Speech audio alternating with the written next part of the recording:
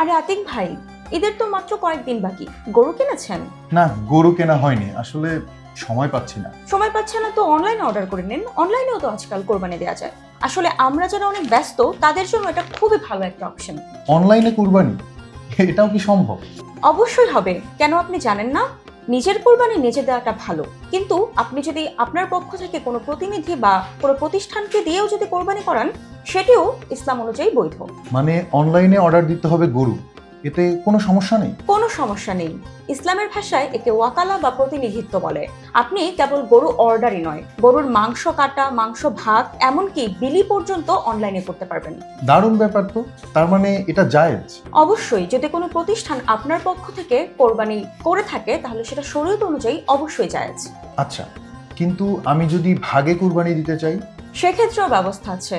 আপনি অনলাইনে 7 ভাগের যে কোনো আপনার সুবিধা অনুযায়ী আপনার নিজস্ব ভাগগুলো নিতে পারবেন। প্রতিষ্ঠানগুলোকে কিছু নিয়ম মানতে হবে, যেমন পশুটি প্রাপ্তবয়স্ক কিনা, সেটি সময় মতো কোরবানি দেওয়া হয়েছে কিনা, কিংবা পশুতে কোনো ত্রুটি আছে কিনা।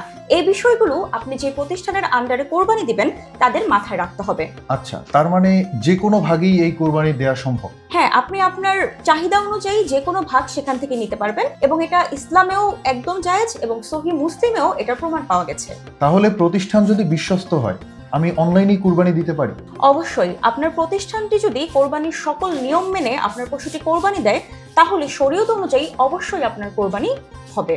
আচ্ছা, তাহলে আর কি, তাহলে আমি এখনই অনলাইনে কুরবানির জন্য গরু অর্ডার করি। হ্যাঁ, সেটাই ভালো। প্রযুক্তি পরিবর্তন করেছে মাধ্যম, কিন্তু ইবাদতের মূল শর্ত হচ্ছে নিয়ম এবং শরীয়তের অনুসরণ।